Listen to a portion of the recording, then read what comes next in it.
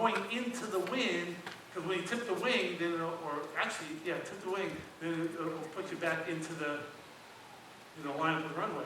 But you try to do that sometime when you got like a 737 behind you, lined up ready to land behind you, okay? It's a little freaky. It's very freaky. Why did I put myself through that? I don't know. I love to fly. But I can tell you, it takes rough winds to make a great pilot. And it's not playing on the simulator, on TV. You're in that plane. And as you're trying to put on runway in one piece, you learn at that point that there are no shortcuts. So give thanks to God, even though your circumstances are not always the best. I'm going to wrap this up with some things we need to ponder. For one thing, God's grace is so great, no matter how great our sin, there's always the possibility of a new beginning with Him. That's what we're going to prove today in the mikvah. There's always the opportunity for a new beginning. Always. Many of you have come and gone from this congregation. There's an opportunity for a new beginning. It's a new season, right? It's true. The very fact that God's people returned from Babylon proves the fact. No matter how checkered your past may be, the grace of God is always going to be greater than your sin. The grace is always going to be greater than your sin. And while the scars of the past may be with you forever, those scars do not determine what your future is going to be. So if you need a new beginning, turn to the Lord with all your heart, because He doesn't turn you away. He doesn't. Now here's the second truth. The second truth kind of flows from the first. When we've been humbled by God, our praise will be sweeter because it'll be unmixed with sinful pride. We've been humbled. So that praise is genuine.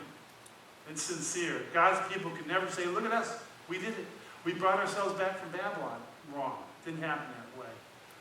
God humbled them. He punished them. And when the time came, He brought them home again. And He gave them the strength to relay the foundation of the temple. I want to close with two statements. And I want you to repeat them with me. All right? All right. I want you to rise up. You don't want to stand long. This is not my third conclusion. Not my fourth. This is the final.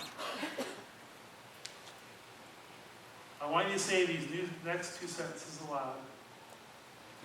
The first sentence is, I should put it up on the PowerPoint. It is better to begin. Small with God. Than not to begin. At all. Second thing I want you to say. It is better to rejoice. Over what you have. Than to weep. Over what you used to have.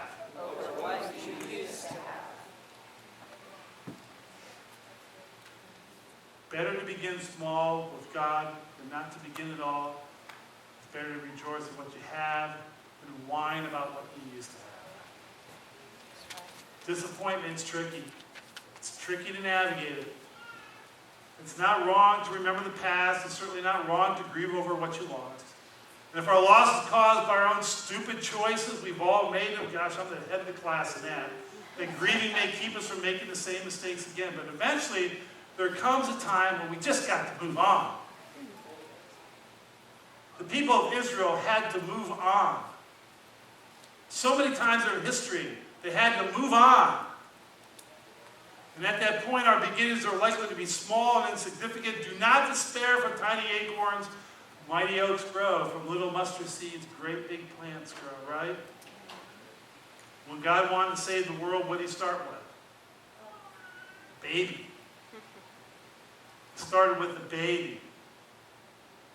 Small beginnings are no hindrance to the Lord. I want to challenge you today as we move towards the mikveh. Get started now. You never know what God intends to do. How long, brothers and sisters? How long?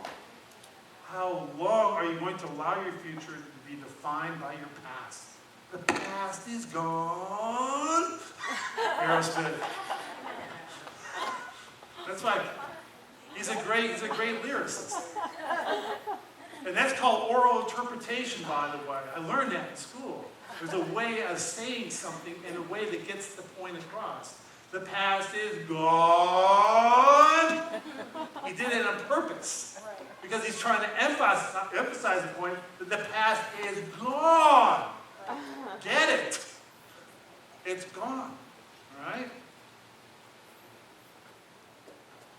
How long will you choose to stay in your disappointment?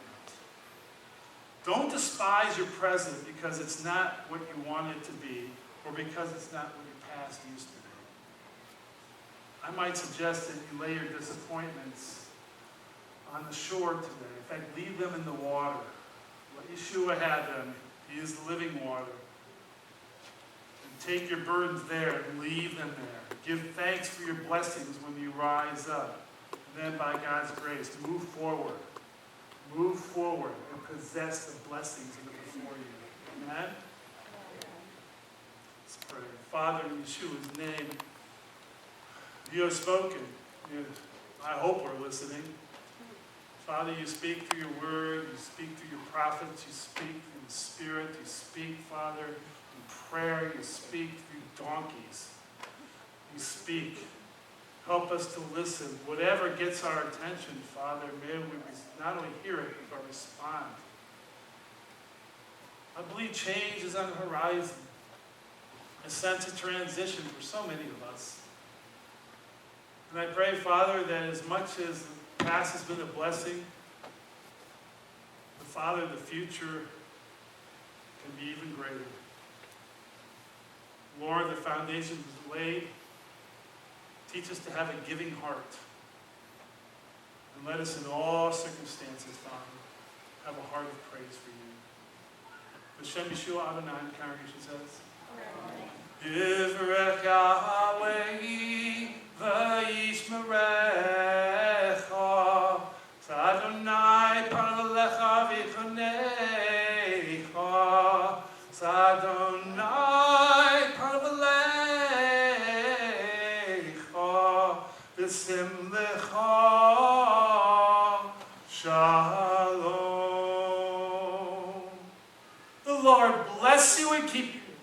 The Lord make his face to shine upon you and be gracious unto you. And I pray the Lord will lift his countenance upon you, and that he would grant you his peace, his shalom, even if you're disappointed. May your past not dictate your future. Release your disappointments and move on into the blessings. Hashem Yeshua Adonai, and the congregation says, Amen.